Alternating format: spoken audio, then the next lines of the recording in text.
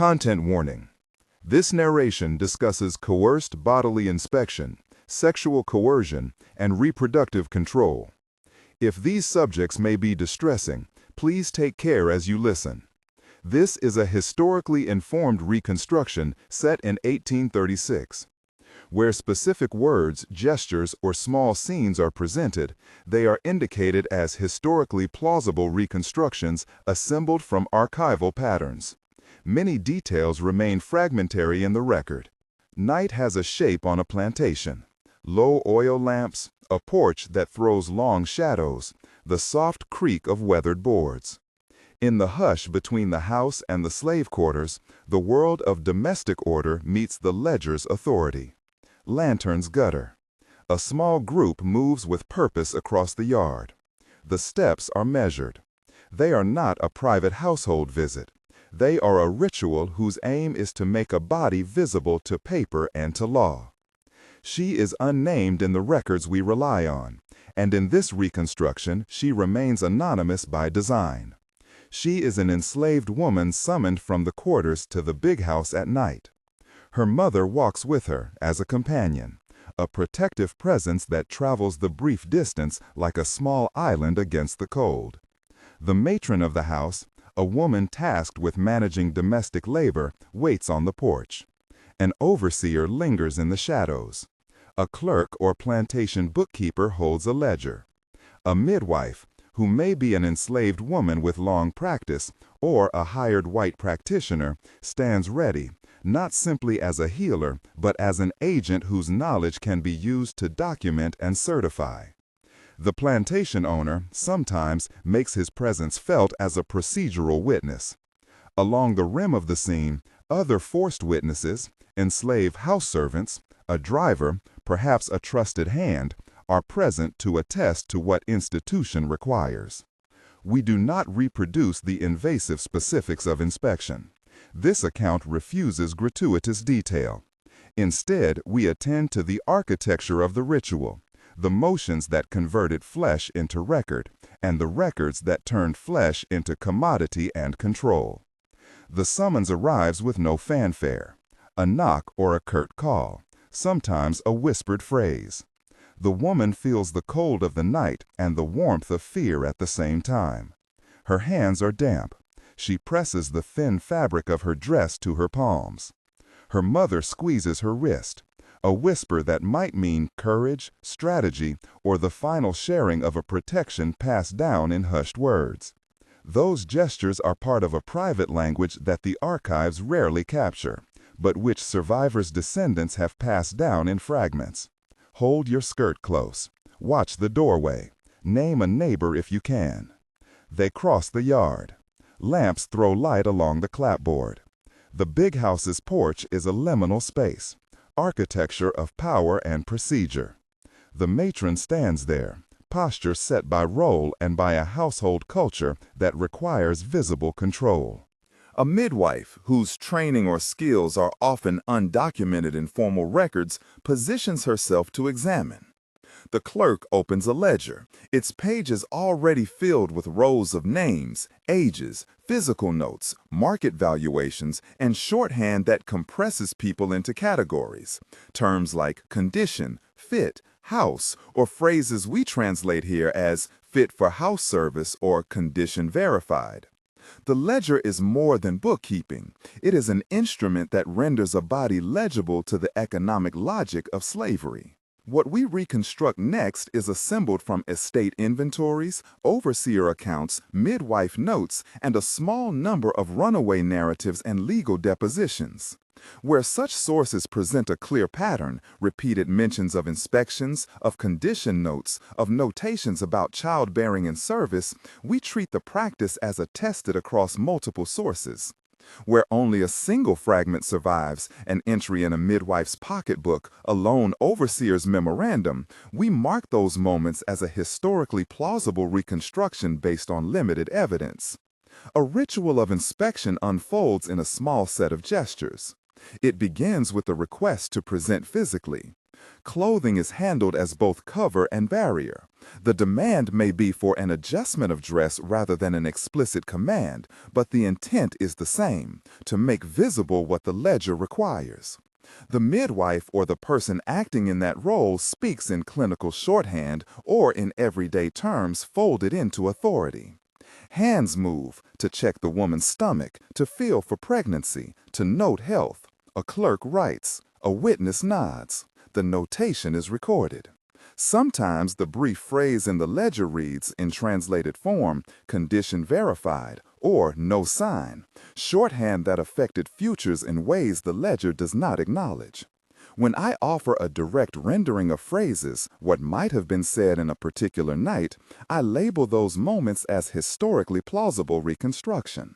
For example, the clerk's inked line that later reads condition verified is not taken from a single named case here. Rather, it stands in for a type of record that appears across several estate inventories and overseer accounts from the early 1830s into the 1840s. Those identical or similar phrases appear enough that historians can identify a pattern. Notation of physical condition was a routine practice on many plantations. On the other hand, a specific shorthand found in a single midwife's pocketbook from the period is treated in this script as an isolated fragment, informing a plausible gesture, but not as proof that this exact phrasing was universal. Readers and listeners should be aware of the stakes behind a ledger entry. Condition verified is not neutral language. When inscribed, it could determine assignments within the household, continued service in the house rather than assignment to field work, designation as a wet nurse or as fit for breeding, or a market valuation that might affect sale. The ledger translated bodies into market categories and legal status, and the effects of a single line could ripple outward, separating a child from its mother, increasing the likelihood of sale, determining the kind of labor assigned. That is the economic and legal force behind the ritual. The matron's presence is emblematic of a household regime that relies on intermediaries to manage the intimate control of labor. In the social logic of the plantation, matrons enforced domestic order. They supervised training, corrected infractions, and provided attestations to health and reliability. The midwife's role was complex and ambiguous. Enslaved midwives were indispensable for their skills in childbirth and care, but their authority could be co-opted by an institution that demanded certification for profit or legality. White midwives, when present, often brought medical authority and were embedded within legal codes that allowed their observations to have weight. Both roles could be sites of care and of coercion. The archives show women operating within constrained agency, sometimes resisting, sometimes compelled to administer inspections under duress. The overseer and the clerk translate embodied observation into lines and columns. Their handwriting is the technology of power. Neat strokes, repeated abbreviations, marginal notes. Some ledgers list age, strength, health, eyes, teeth, a vocabulary borrowed from livestock accounting yet applied to human beings. Other entries note reproductive status, often in elliptic terms. A midwife's note might read pregnant along with a date. An overseer may mark good or poor. All of these notations are interpretive acts that assign value and predictability to bodies. It is important to say, often and clearly, not every plantation followed the same script. There was variability in practice, in local law, in the personhood of owners and matrons, and in the resources available. Where multiple estate inventories and overseer journals converge, we can be more confident about recurrent forms of inspection. Where only a single document or a handful of testimonies mention a practice, we must treat reconstruction as plausibility rather than certainty. The inspection's procedure, what is done, who watches, how the notation is made, must be understood within a legal economic frame. In many slaveholding jurisdictions, property law did not require a physical inspection of women for the market to function. Yet planters used inspection practices to manage risk, to maximize utility in the household, and to manage reproductive potential in ways that fit their calculations. Ledgers, probate inventories, and sale lists are sources that show how bodies were valued and categorized. Those same documents leave a deafening silence about what women themselves thought or felt. Their interior words are rarely preserved. The archive speaks in property terms, not in the language of the women who were its subjects. To speak for a moment about the sources that inform this reconstruction, references to nightly summonses, midwife attestations, and ledger entries come from a mix of materials. Multiple sources, estate inventories, several overseer accounts from different plantations, and a number of estate ledgers show repeated notation practices. These tell us the ledger functioned as a technology of legibility and valuation. Midwife pocketbooks and marginalia, which survive in fewer numbers, offer more intimate evidence, but often from a single plantation or a small cluster of households. When used, I note them as isolated fragments informing plausible practice. Runaway narratives and abolitionist testimonies provide crucial perspectives on coercion and the lived experience of surveillance. But they too must be read carefully. They were composed in specific contexts with distinct aims. Together, these sources form a composite that allows historians to reconstruct a night like the one you are hearing now, while also acknowledging the substantial silences and limits of evidence. As the inspection concludes, ink meets paper. The clerk's hand stops. He writes. It is the ledger that will endure longer than the night. The notation, perhaps condition verified, perhaps no signed, perhaps a mark shorthand for pregnant, becomes the documentary fact that administrators and future buyers might consult. For the woman, the notation could change her assignment, her housing, her vulnerability to sale, and the legal recognition of relationships within her family. A single line wrote futures. Not by itself, it was one instrument among many, but it was a bureaucratic act with material consequences. That bureaucratic act had a social technology backing it.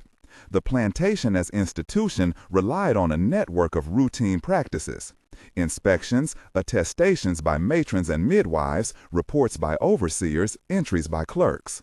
These practices normalized surveillance. They made it acceptably routinized to subject a woman's body to assessment in the name of household management. Understanding the ritual as ritual helps us see its repetition and codification. It was not merely improvisatory cruelty at one moment, but part of an administrative order. After the ledger is closed for the night and the small group disbands, the woman returns to the quarters. The walk back is not an afterthought. It is the scene of private reckoning and the beginning of the daily remediation of trauma. She re-enters the space of labor, but also of communal care. The quarters are not only sites of subjugation, they are also sites of survival. The record of the night, the line in the ledger, does not capture the whispered instructions between older women and younger ones, the song that masks a warning, the recipe of a poultice, the secret practice of naming a safe person to fetch water, the small adjustments in dress that may shield a body. Community knowledge circulates as a form of defense and mutual aid. These practices are often visible only through oral histories recorded later, or through the testamentary fragments left behind in narratives about escape and survival. When such testimony exists, it often came later in different contexts: runaway depositions, court records, or abolitionist collections, and must be contextualized accordingly. Resistance in these settings is not always dramatic. It is coded, often private, and frequently invisible in formal archives. A woman might sing a lullaby infused with code, teach a child to hide a piece of bread, or refuse to name a collaborator in the manner authorities demand. Such acts of care and refusal appear in runaway narratives and in oral traditions. They are the other side of the ledger's single, blunt script. This brings us to the crucial ethical question of how historians reconstruct such scenes. The evidence is partial. The record that remains, ledgers, inventories, midwife notes, speaks in the language of property and management. The voices of enslaved women are rarely present in their own words. Reconstruction is thus an interpretive practice that must balance imagination with constraint. Imagination in order to humanize and recover experience, and constraint in order to avoid claiming certainty where the archive is silent. I have aimed here to center the dignity and agency of the woman at the center of this scene while marking clearly where narrative choices are reconstructions rather than documented specifics. Methodologically, historians combine multiple kinds of sources to create responsible reconstructions. Estate ledgers show repeated practices of notation. Overseer diaries can record the social mechanics of inspections. A midwife's pocketbook, when it survives, gives us clinical phrasing and sometimes dates. Runaway narratives and legal depositions supply first-hand claims of coercion and harm. And abolitionist publications occasionally reprint witness testimony. Each of these sources comes with its particular bias and context. Ledgers name properties, they do not provide interior psychological accounts. Runaway narratives have rhetorical aims and need to be compared with other materials. Because of this, when a detail rests on a single surviving fragment, say a particular phrase in a midwife's notebook, we treat it as a limited piece of evidence that can inform a plausible reconstruction but cannot be declared universal. It is also important to avoid simplistic moral judgments about individuals who operated within these systems. Many actors, matrons, midwives who were enslaved, overseers, or clerks occupied positions shaped by social roles, coercion, and limited choices. Enslaved midwives, for instance, often provided life-saving care and were repositories of crucial medical knowledge. Yet, their skills were sometimes harnessed by the institution to certify reproductive or health status for the plantation's economic purposes. Recognizing these tensions means neither absolving nor villainizing individuals without context. It means understanding the system that shaped their actions. The archive's silence about women's interior lives has consequences for public memory. When ledgers preserve the cold mechanics of control and few personal narratives remain, public remembrance must bridge gaps thoughtfully. Memory work, oral history projects, community archives, and reparative exhibitions plays an essential role in centering descendant voices and recovering lived experience. Projects that digitize estate inventories while also collecting oral histories can reveal the human relationships masked by terse ledger language. In assembling this reconstruction, I want to underscore what we do and do not know. We do know that plantation households frequently kept records of people's physical status and assigned labor accordingly. This is attested across many estate inventories and overseer journals from the early 19th century. We know that midwives, both enslaved and white, left a patchwork of notes that sometimes intersect with household records. We know that notation such as condition verified appears as a bureaucratic shorthand in several ledgers, and that such notations had material consequences. We do not know in most cases the precise words used in a given household on any single night. Nor do we have the interior testimonies we would need to reconstruct an individual's full experience without interpretive framing. Where specific phraseology is drawn from one or two surviving sources, I have treated it as a historically plausible reconstruction rather than documentary certainty. This history leaves a trail into the present. The bureaucratic making of bodies legible to property interests left legacies. Institutionalized surveillance, gendered control, and medicalization of reproduction in ways that disproportionately affected Black women and families. Drawing direct lines from a single 1836 scene to contemporary institutions requires careful comparative work. However, patterns of surveillance, documentation, and the translation of human beings into administrative categories remain relevant topics for study. The aim here is not accusation without evidence, but attention to how systems of control persist and transform. What can public history do in response? First, preserve and amplify the fragments that remain. Estate inventories, overseer journals, midwife pocketbooks, runaway narratives, and the oral histories of descendants. When archives are digitized and made accessible, communities can reclaim pieces of their past. Second, center descendant collaboration in exhibitions and research. Descendant communities should be partners in how their histories are told, and memory projects should be community-centered by design.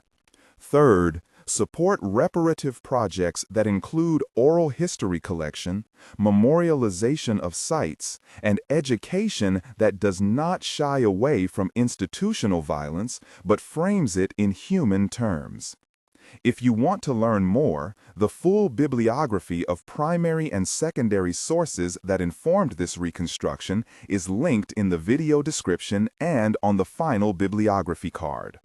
Those sources include multiple estate inventories, overseer accounts, a small number of midwife notes, runaway narratives, and scholarship in public history and the history of slavery that reads these sources critically.